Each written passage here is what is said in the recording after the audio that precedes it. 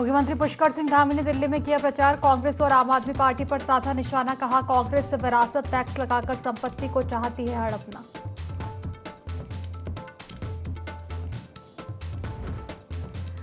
DGP Abhinav Kumar पहुंचे केदारनाथ धाम। सुरक्षा और यात्रा व्यवस्थाओं का लिया जायजा। ड्यूटी पर नियुक्त पुलिस बल को श्रद्धालुओं के साथ सौम्य व्यवहार करने के दिए निर्देश।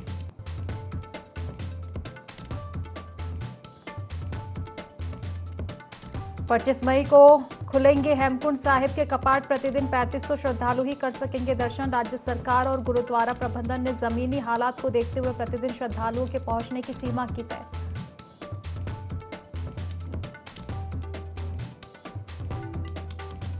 उत्तराखंड में लू के थपेड़े से लोग परेशान। मौसम विभाग ने 20 तारीख तक लोगों को दोपहर 1 बजे से 4 बजे के बीच एहतियात बरतने को कहा। मैदान में 41 डिग्री के पार गया तापमान।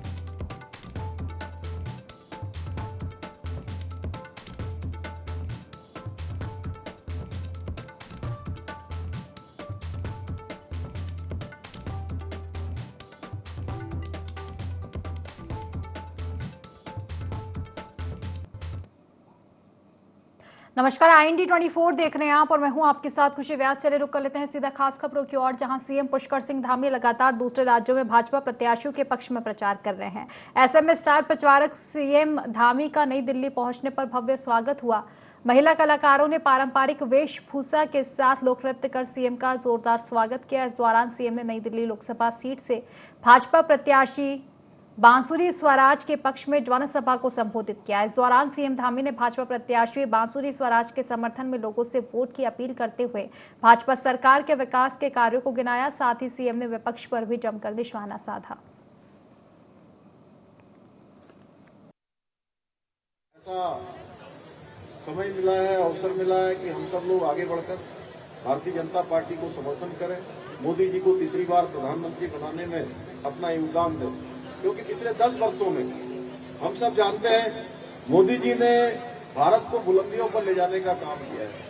10 वर्षों में विकास की अनेक परिभाषाएं उन्होंने गढ़ी हैं और भारत दुनिया में अपनी तेजी से तरक्की भारत की हुई है। भारत का डंका बजा है, मान सम्मान स्वाभिमान बढ़ा है और आज पूरा भारत पूरा विश्व भारत के समक्ष आज नतमस्तक है। भाइयों बहनों, मोदी जी ने 10 सालों में वो करके दिखा दिया जिसके बारे में शायद अपेक्षा भी नहीं थी किसी की कि इतना काम हो जाएगा। इस प्रकार से उन्होंने तेज गति से विकास को आगे बढ़ाया। भारत को आज विश्व गुरु बनाने की ओर तेजी से अग्रसर बना दिया। Startup India, make in India, ऐसे अनेक योजनाएं आज देश के अंदर शुरू हुई हैं। आज भारत आकर्षक एक मैन्युफैक्चरिंग का हब बन रहा है। दुनिया की बड़ी बड़ी कंपनियां, अभी आदेश जी भी मुझसे चर्चा कर रहे थे कि बहुत सारे लोग उत्तराखंड में भी काम करना चाहते हैं। मैंने कहा निश्चित रूप से हम उन सबका स्वागत करेंगे और हमने इन्वेस्टर ग्लोबल समिट उत्तराखंड में किया था हमारे प्रधानमंत्री आदरणीय मोदी जी के मार्गदर्शन में, जिसमें देश दुनिया के 50 देशों से लोगों ने उत्तराखंड में आकर अपने उद्योग लगाने का मन बनाया है। उन्होंने हमको अपने प्रस्ताव दिए हैं और हम उनके लिए तमाम प्रकार की योजनाएं, तमाम प्रकार की नीतियां, 30 से ज्यादा ऐसी नीति हमने नई बनाई है। पर्यटन के क्षेत्र में बनाई है हमने, लॉजिस्टिक के क्षेत्र में, इंडस्ट्री के क्षेत्र में, अनेक क्षेत्रों में हमने नई नीतियां प्रचलन में हम लाए हैं। कुछ पुरानी नीतियों को हमने उत्तराखंड में उनका शिथिलीकरण किया है, उनको सरल बनाया है। भाइयों बहनों, ये सब मोदी जी की प्रेरणा से हो रहा है। डीजीपी अभिनव कुमार ने केदारनाथ धाम की सुरक्षा व्यवस्थाओं का जायजा लिया। इस दौरान उन्होंने ड्यूटी पर नियुक्त पुलिस बल को श्रद्धालुओं के साथ सौम्य व्यवहार करने के निर्देश दिए। केदारनाथ धाम मंदिर परिसर में 50 मीटर की दूरी पर वीडियोग्राफी और सोशल मीडिया रील्स बनाने वालों पर सख्ती करने के निर्देश भी दिए। उन्होंने कहा कि श्रद्धालुओं की सुरक्षा सर्वोपरि है, ऐसे में किसी भी पॉइंट पर अनावश्यक भीड़ न हो।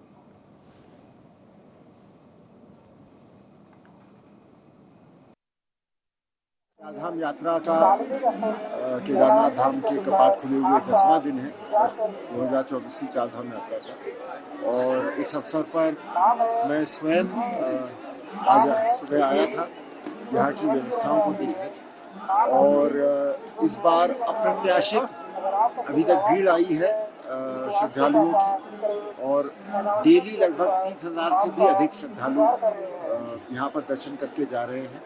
और निश्चित रूप से ये यहाँ पर जो भी मंदिर की सारी व्यवस्था से जुड़ी हुई सारी एजेंसी है, पर्यटन विभाग है, सूचना विभाग है, उनकी सारी टीम जिस तरह से तालमेल के साथ काम कर रही है, मेरे ख्याल से ये बहुत एक अच्छा उदाहरण है। तो चारधाम यात्रा में पहुंच रही बंपर भीड़ के चलते यात्रा के स्लॉट फुल हो चुके हैं। इसके बाद पर्यटन विभाग की ओर से हरिद्वार में रजिस्ट्रेशन काउंटर बंद कर दिए गए हैं। रजिस्ट्रेशन बंद होने से यहां रजिस्ट्रेशन काउंटरों पर सन्नाटा पसरा हुआ है। दूसरे राज्यों से पहुंच रहे श्रद्धालुओं को बड़ी परेशानी उठानी पड़ रही है। देखिए रिपोर्ट। दूसरे राज्यों से पहुंच रहे चारधाम यात्री हरिद्वार के ऋषिकुल मैदान में रजिस्ट्रेशन काउंटर पर पहुंच रहे हैं, तो उनकी उम्मीदों को बड़ा धक्का लग रहा है, क्योंकि चारों धामों में भीड़ बढ़ने और स्लॉट फुल हो जाने पर यहां रजिस्ट्रेशन बंद कर दिए गए हैं। ऐसे में दूर दराज से आए यात्रियों की समझ में नहीं आ रहा है कि अब वे जाए तो कहां जाए। कुछ यात्री पिछले 3 दिनों से रजिस्ट्रेशन की आस में भटक रहे हैं, तो कुछ होटल और धर्मशाला में रहकर इंतजार कर रहे हैं। वहीं कुछ श्रद्धालु बिना चारधाम यात्रा के ही वापस लौटने को मजबूर है। 15 को आए थे, 15 को ये लोग बोले भी 17 को आना। आज भी नहीं हो रहा है यहाँ पे रजिस्ट्रेशन, परेशानी हो रही है। लड़का है साथ में, यही होटल में ठहरे थे, अब आए हैं इधर। नहीं सर अब तो नहीं, हम तो अब जाएंगे आज। अगर ना ये रजिस्ट्रेशन हुआ तो परेशान हो गए, क्या पता इनका आगे भी ना खोले। ये 20 तारीख को कह रहे हैं ना। अब ये बोल रहे बंद हो गया, किसी 3 दिन के बंद हो गया। ये बोल रहे थे ये आज बुक करने तो जून 8 पे जून 10 में आपकी स्लॉट मिल जाएगा बोल रहे हैं वो अभी लोग। हम बहुत दूर से आए हैं, हम ये 1 महीने में तो वेट करने नहीं करना होते। हम काम भी है, गांव के काम भी है। ये सरकार के कितनी जरूरी में अभी के हमको हेल्प करवे के। होटल भी बहुत कॉस्टली है, हमको ये टेंट में मिल रहे हैं। होटल के बात ये 1500 और 2000 पे बोल रहे हैं एक दिन के लिए। हमको बहुत परेशान हो गए हैं। हरिद्वार के ऋषिकुल मैदान में चारधाम यात्रा की ऑफलाइन रजिस्ट्रेशन के लिए 20 काउंटर लगाए गए हैं। फिलहाल पर्यटन विभाग की ओर से रजिस्ट्रेशन बंद कर दिए गए हैं। पहले 15 और 16 मई के लिए रजिस्ट्रेशन बंद किए गए थे, जबकि दूसरे आदेशों में 19 मई तक के लिए नए रजिस्ट्रेशन पर रोक लगा दी गई है। पर्यटन विभाग के अधिकारी और स्टाफ यहां लोगों को पंजीकरण न होने की जानकारी तो दे रहा है, लेकिन पंजीकरण न होने की स्थिति में यात्रियों के लिए प्रशासन की ओर से कोई व्यवस्था ही नहीं की गई। वर्तमान में स्लॉट 8 तारीख तक की स्लॉट 6 तारीख तक फुल है और आगे की मिल रही, इसलिए यात्रियों को परेशानी न हो, इसलिए जो है ये किया गया है।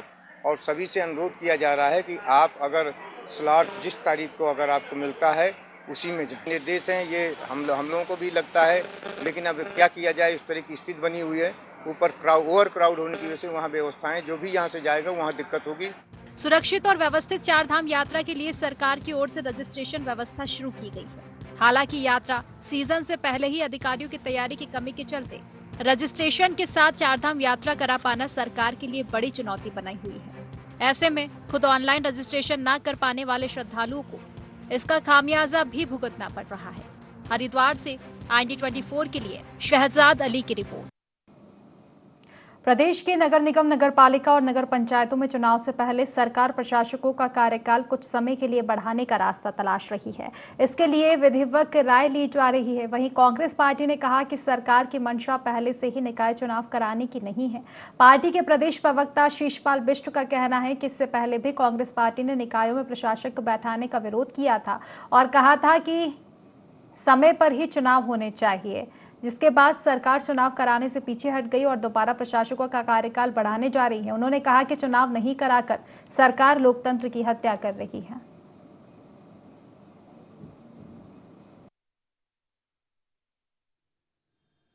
प्रदेश सरकार चुनाव कराने के पक्ष में ही नहीं है और सरकार लगातार जो है निकायों में चुनाव कराने से भाग रही है। पहले भी जो है जबरदस्ती जो है प्रशासक वहां पर बिठाएगी, हम तब भी इसका विरोध कर रहे थे।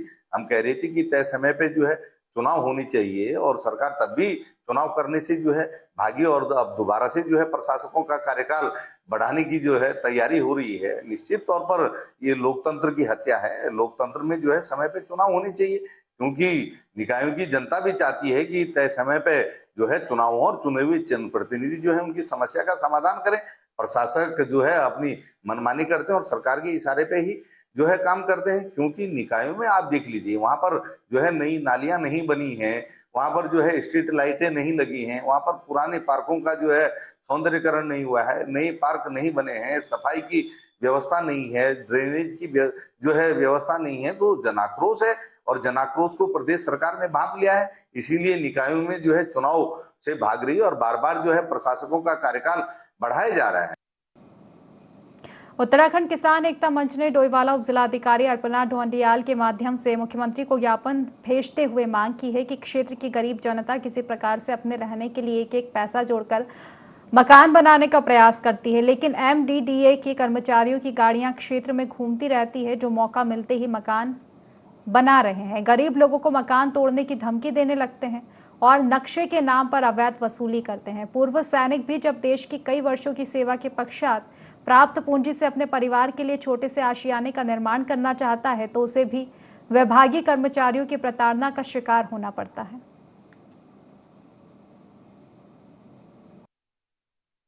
कई जगहों से शिकायतें आ रही हैं कि MDDA के कर्मचारियों द्वारा लगातार कोई भी व्यक्ति, चाहे पूर्व सैनिक हो, छोटा किसान हो, गरीब वर्ग का हो, छोटा अगर मकान बनाता है तो उनको पीड़ित किया जाता है, मकान को तोड़ने की दी जाती है धमकी, या फिर किसी प्रकार से उनको समय दिया जाता है कि आप आइए ऑफिस में मिलिए, उस प्रकार से उनसे भ्रष्टाचार के रूप में कुछ ले लिया जाता है। तो हमारा ये सीधा संदेश है कि डबल इंजन की सरकार है हमारी।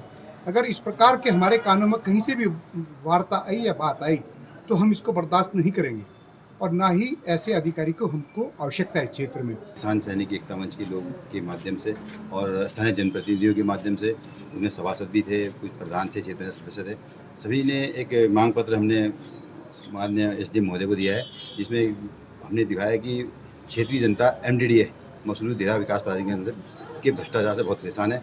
कोई भी गरीब व्यक्ति अपना मकान बनाने की कोशिश करता है तो उनके कर्मचारी या उनके विभागीय अधिकारी जो भी है वो वहाँ पर पहुँच जाते हैं और उनको नक्शा बनाने के नाम पर धमकाया जाता है, उनको मकान तोड़ने की धमकी दी जाती है और अगर ऐसा न करने की स्थिति में उनसे अवैध वसूली तक के लिए बोला जाता है कि तुम इतने पैसे दो, हम तुम्हारा नक्शा पास करते हैं। जबकि जो कोई गरीब आदमी बेचारा 2 हिस्से की 2.5 हिस्से की ज़मीन में मकान बनाने का प्रयास करता है, किसी प्रकार से एक ही पैसा जोड़ करके वो किसान आदमी किसी तरह से एक ही पैसा जोड़ करके अपना मकान आसाना बनाने की कोशिश करता है, तो MDDA द्वारा उनको प्रताड़ित किया जाता है।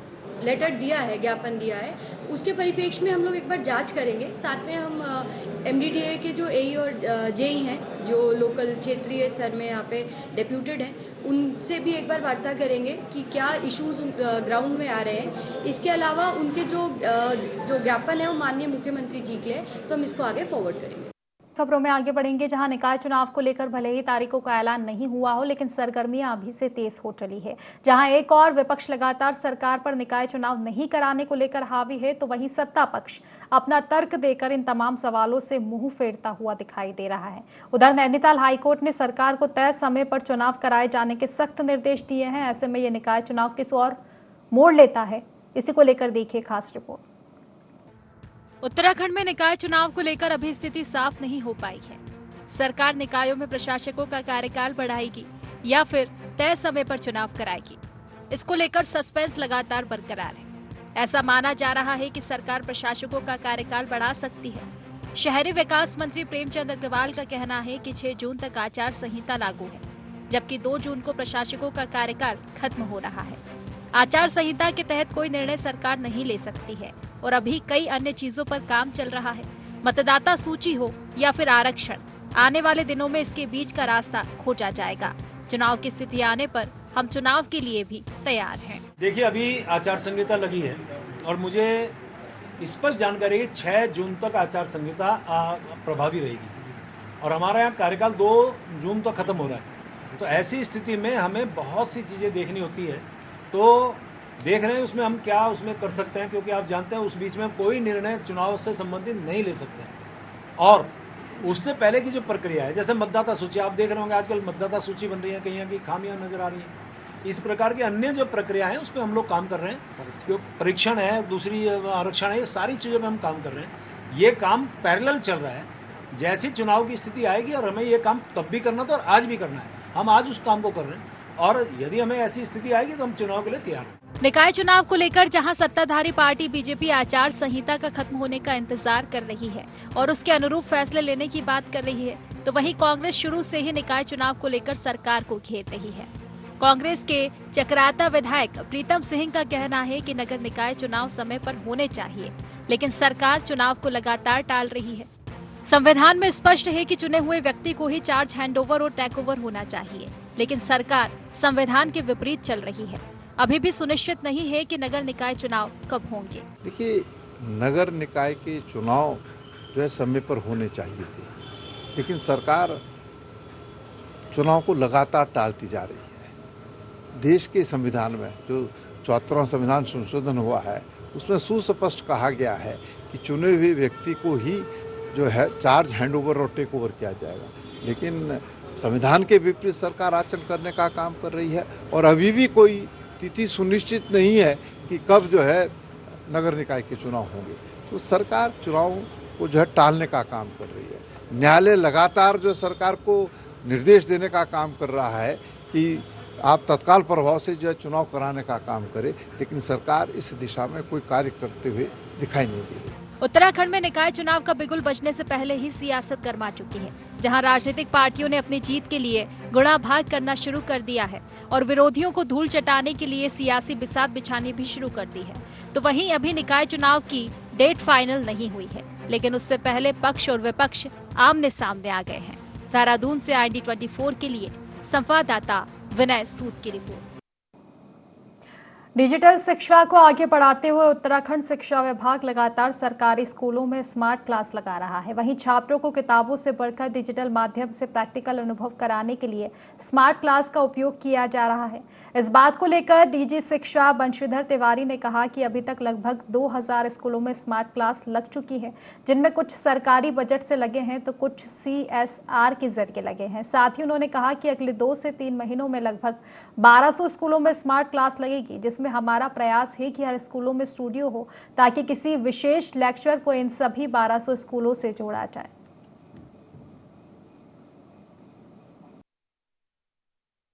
हमारे लगभग 2000 स्कूलों में स्मार्ट क्लास लग चुके हैं। उसमें कुछ हमने अपने मतलब सरकारी बजट से लगाया, कुछ CSR में मिले हैं और लगभग करीब समझिए 1200 और स्मार्ट क्लास हमारी लगने वाली है अगले 2-3 महीनों में। और उसको हमने इस तरह से प्लान किया हुआ है कि जो 1200 स्कूलों में स्मार्ट क्लास लग रही है, उसमें हर स्कूल अपने आप में एक स्टूडियो रहेगा। अगर कहीं पर भी किसी विषय का कोई अच्छा शिक्षक है तो वहाँ से जोड़ करके हम पूरे 1200 में उसका लेक्चर दे सकते हैं। पढ़ाई में हमारे छात्र अगर अपना समय खर्च करें तो बेहतर परिणाम मिले। लोहाघाट में रोसाल मटियानी सड़क की बदहाली को लेकर ग्रामीणों ने किसान नेता मोहन चंद्र पांडे के नेतृत्व में प्रदर्शन किया। ग्रामीणों का कहना था कि सड़क में 2-2 फीट के गड्ढे हो गए हैं। सड़क को सुधारने के लिए कई बार जिम्मेदारों से मांग की गई, लेकिन सुनवाई नहीं हुई।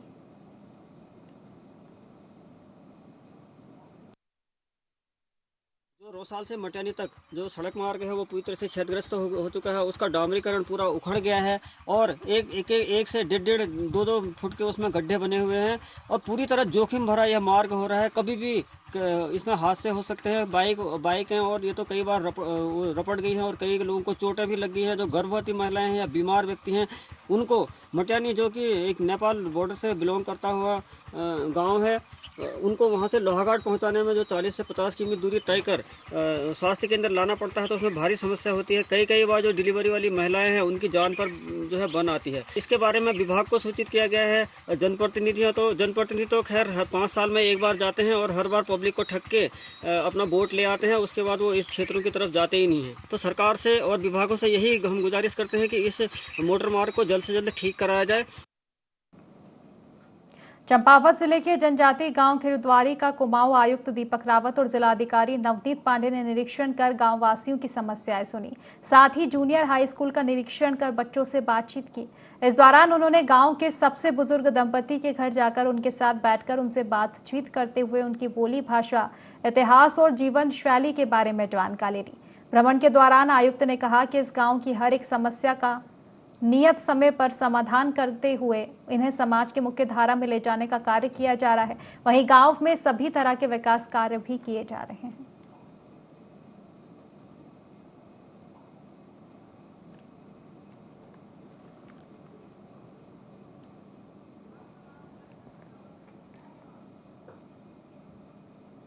कोटद्वार विधानसभा क्षेत्र में भीषण गर्मी से जनता को पेयजल की हो रही परेशानी के समाधान के लिए विधानसभा अध्यक्ष ऋतु खंडूड़ी भूषण ने बैठक ली। बैठक में अधिकारियों को पेयजल को लेकर निर्देश दिए गए। बैठक में नई तकनीकी अपनाने पर जोर दिया गया। नई तकनीक स्काडा के प्रयोग से HOT ट्यूबवेल के साथ पाइपलाइनों की देखरेख होगी। इससे लीकेज का पता समय पर चल जाएगा। BPRL कंपनी इस परियोजना की मेंटेनेंस संचालन संरक्षण 18 वर्ष तक करेगी। ऋतु खंडूड़ी ने बताया कि इस पेयजल योजना से 22,000 परिवारों को नए कनेक्शन की सुविधा मिलेगी। साथ ही कोटद्वार शहर को जल संकट की समस्या से काफी हद तक निजात भी मिल जाएगी। मेरी ADB के जो अफसर हैं उनके साथ बैठक हुई थी। कोटद्वार में आप सबको जानकारी होगी कि करीबन 325 करोड़ का कार्य शुरू हुआ है। धीरे धीरे वो इम्प्लीमेंट होना शुरू हुआ है। तो क्योंकि गर्मियों का समय है, पानी की दिक्कत हो सकती है, इस वजह से बैठक हुई है। एक तो उनको कहा गया कि काम में थोड़ी सी तेज़ी लाएं। दूसरा, अगर कुछ पानी की दिक्कत होती है तो उसके लिए वो लोग व्यवस्था करें और किस तरह से बिना जनता को परेशान हुए किस तरह से कार्य हो सकता है, उस पर आज मेरी ADB के अफसरों के साथ। उत्तराखंड के पहाड़ी अंचलों में वनाग्नि के चलते प्राकृतिक जल स्रोत सूखने लगे हैं, जिससे पेयजल संकट भी बढ़ने लगा है। कर्णप्रयाग नगर पालिका के वार्डों में पानी की किल्लत होने से जल संस्थान टैंकरों से पानी की सप्लाई कर रहा है। व्यापारियों का कहना है कि बिना पानी के होटलों में यात्री नहीं ठहर पा रहे हैं। होटल कारोबारियों ने पुलिस पर भी सहयोग न करने के आरोप लगाए हैं। आपको बता दें कि एक और जहां चारधाम यात्रा शुरू हो चुकी है, तो वहीं दूसरी ओर पहाड़ों में पानी की किल्लत भी शुरू हो गई है, जिससे इसका सीधा असर चारधाम यात्रा पर पड़ रहा है। पानी की कमी से व्यापारियों को भी काफी परेशानियों का सामना करना पड़ रहा है।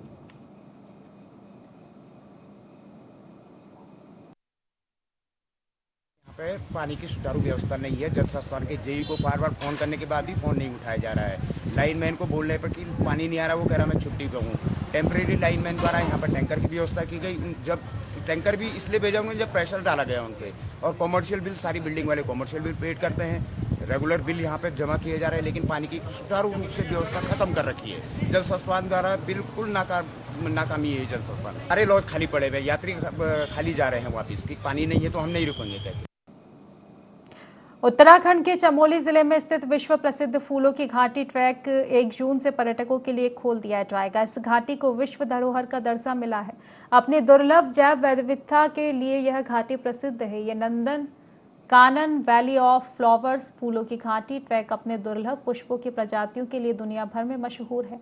फूलों की घाटी दुर्लभ हिमालयी वनस्पतियों से समृद्ध है और जैव विविधता का अनुपम खजाना है। यह 500 से अधिक प्रजाति के रंग बिरंगे फूल खिलते हैं। उप संरक्षक BB मर्तोलिया ने बताया कि फूलों की घाटी के लिए पर्यटकों का पहला दल 1 जून को घांगरिया बेस कैंप से रवाना किया जाएगा। वैली ऑफ फ्लावर ट्रैकिंग के लिए देशी नागरिकों को 200 रुपये तक, विदेशी नागरिकों के लिए 800 रुपये इको ट्रैक शुल्क निर्धारित किया गया है।